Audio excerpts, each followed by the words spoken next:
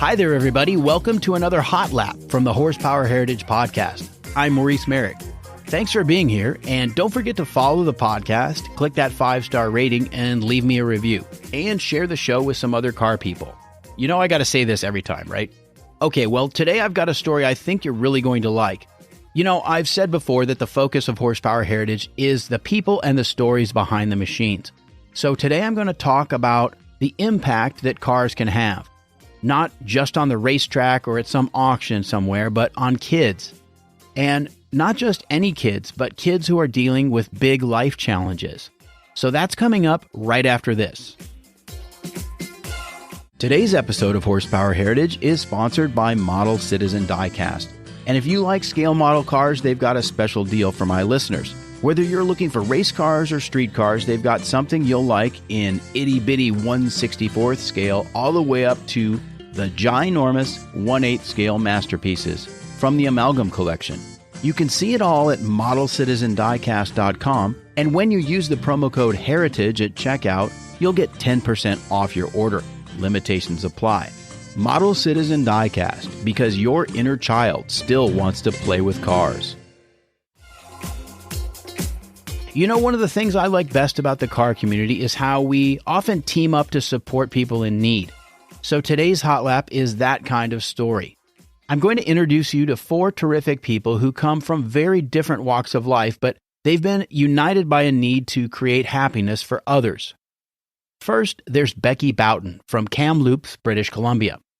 She's mom to a 10-year-old son named Luke, and she's also a truck driver in the mining industry, a job that has often taken her far from home. Like I'll say, it wasn't my, grade 7 that you write on your dream from graduating elementary school, what you want to be when you grow up. But I kind of have a mixed bag of things. I'm a student of all things. I think I have a bit of a law background. I was on my way to law school, but then it seems like circumstances seem to always throw a wrench in there. And so here we are. But we're always meant to be where we're supposed to be. So in 2010, she got an offer to work in Alberta's oil sands, the third largest petroleum deposit in the world.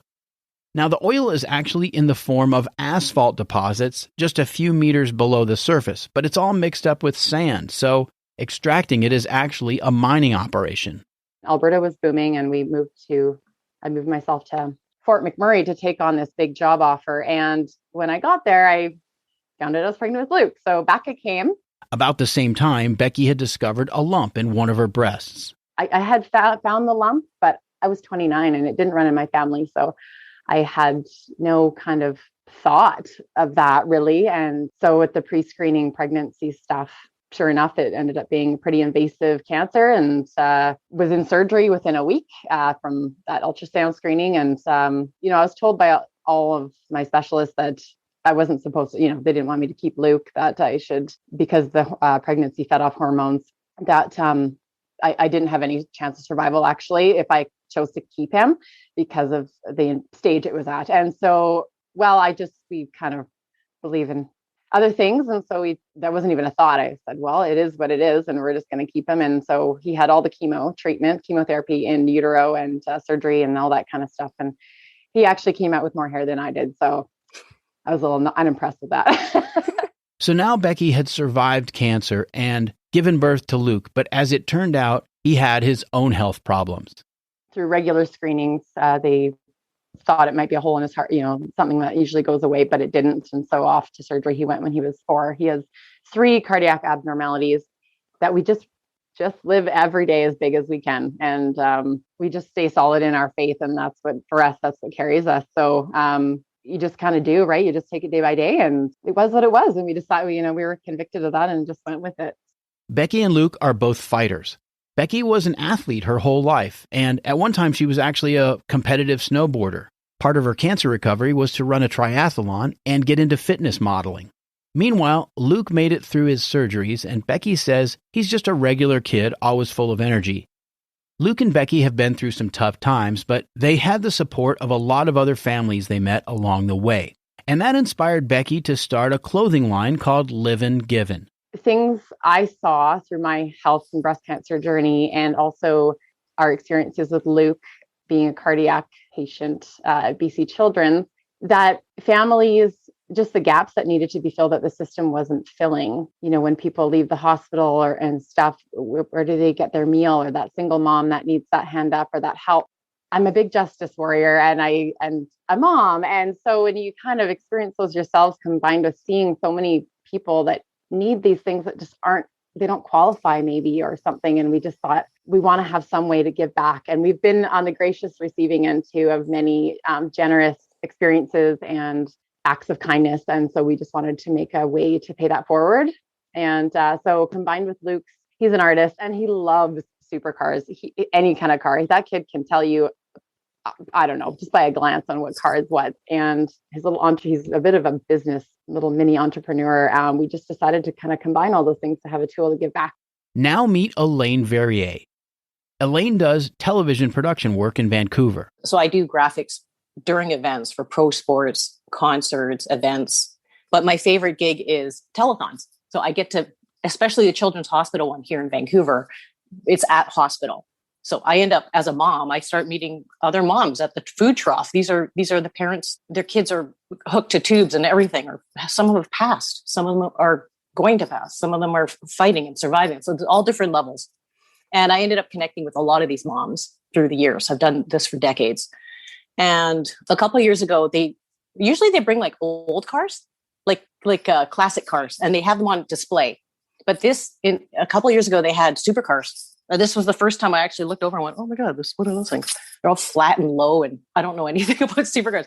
Elaine admits that in the past, she didn't have a very good impression of supercar owners. The thing with supercars is not good, because it's usually like rich, I don't know, just rich, egotistical people that are doing stupid car things, and they're in the news for speeding or crashing or that stuff.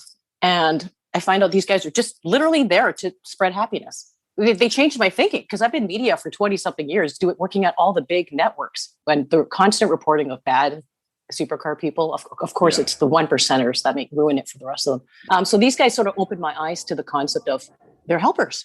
Elaine's exposure to the kids and their families dealing with serious illnesses made her want to volunteer her time in some way.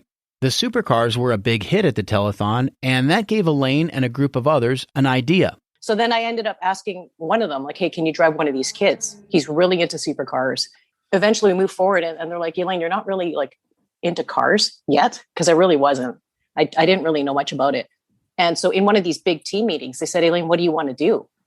And I said, I want to do like a multi-car ride day. Can we get a bunch of families in? You get a bunch of cars and I'll get the families. And so that's how we started this organization, where we drove kids dealing with severe / terminal life-threatening illnesses, and we would put them in the supercars. Elaine even got one of the biggest names in the music business to show up one day.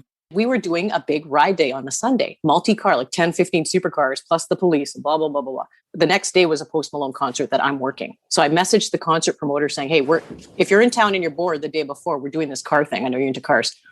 So I put it out to the team, like, wouldn't that be cool if Post Malone showed up? I'm a big fan of like manifesting and saying things out loud. And I just said it out loud, like, wouldn't that be cool if he showed up? And so it's on ride day, and we're very strict with our time. We're super punctual, right? So get in this car, family here, you get in the red one, you get in the silver one, you get in this, I'm pointing the kids back and forth. I'm bending down, pointing to the kids. And I stand up and I turn around to do something. And he's literally, I could lean forward and kiss him. And I was just like, oh my God, Mr. Post person, like Mr. Malone, Mr. Post, you made it. What do you call this guy? And he goes, oh my God, what's going on? So I explained what we were doing, and we're driving all these very life-challenged kids and their families in these supercars. And he's like, oh my God, that's so cool, blah, blah, blah. So then I introduced him to the team, and then that happened. So it was really cool to have him show up. When people discovered that he was at the event, because Elaine is punctual. Like our team is punctual. This is all big team effort. We're all very punctual. We're now late. The police are waiting for us. The cars are loaded, and they're looking back going, oh my God, Post Malone's here. So now he's getting swarmed. And he was such a gentleman, just like a lot of the supercar drivers. Excuse me, guys, like this family wants to take a picture with me. Let's just, excuse me, like just hold back. And he goes, come on, your mom wants to take a picture with me. He's bending down. He's right at the kid's level.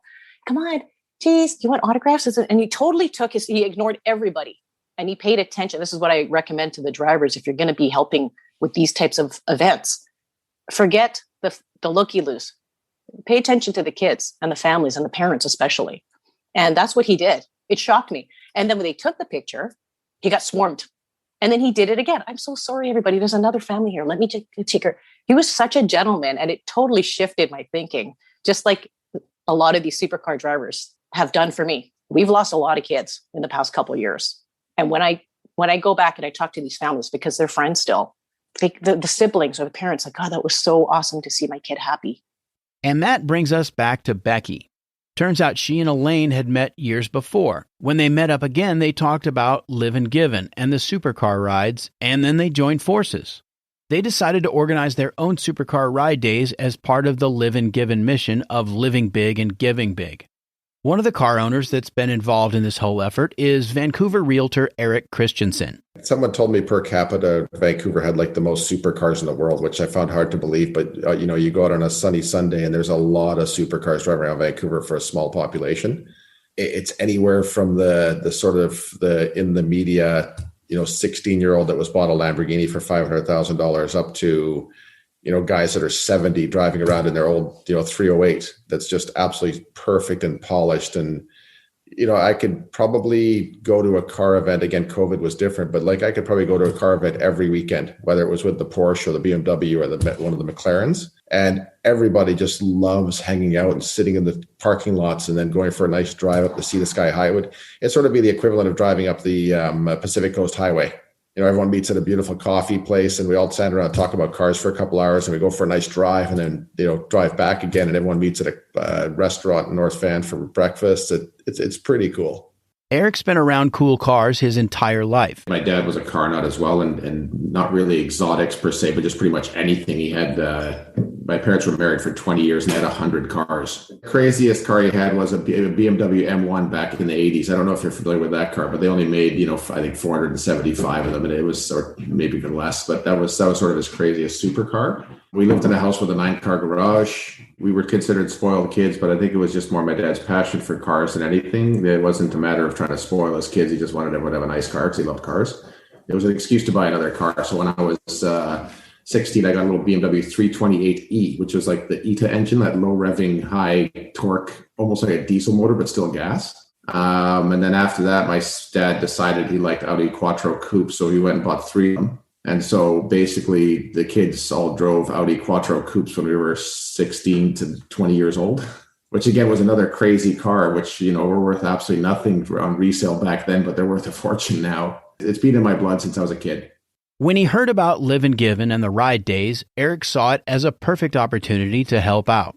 The satisfaction I get just being able to be there and see their happiness. It's like they're doing me a favor, not me them. It's been an emotional experience for him, but also very rewarding. The most exciting part of it is seeing this kid's reaction or the parents' reaction when you hit the gas. And, most people haven't ever been in a car that goes quite this crazy acceleration. And again, we're very safe. We don't do ridiculous high speeds. It's just that thrill of the acceleration and the braking that's enough to get people pretty excited. And it's one of those things, it's so gratifying. Like this kid's so happy and you're like, I just got a nice car and I'm making this kid happy. Elaine knows what I'm like. It's like, I'll be sitting in the car crying the whole time I'm driving. It's emotional for Elaine too. Anybody who's dealing with severe life challenges, that's sort of my blanket. Obviously there's a ton of cancer. I mean, everybody, I don't know anybody who's not affected by cancer, but there's even stuff like, cystic fibrosis, type 1 diabetes. I mean, to me, diabetes is, it's a 24/7, 365. The parents don't get a break. They end up in a hospital because their kids' levels are up and down. Or there's rare diseases. There's the heart condition kids, just like Luke, sweet little Luke. Luke is still dealing with his heart problems, and he will have more surgeries as he grows up. But he would rather think about all the great cars. I asked Luke what it was like for him riding in a McLaren. It's super fascinating because, how fast they can really go. And then when we got on the highway, it was just everyone was watching us from the other lane, and it just feels good to be in them. It's just that nice feeling.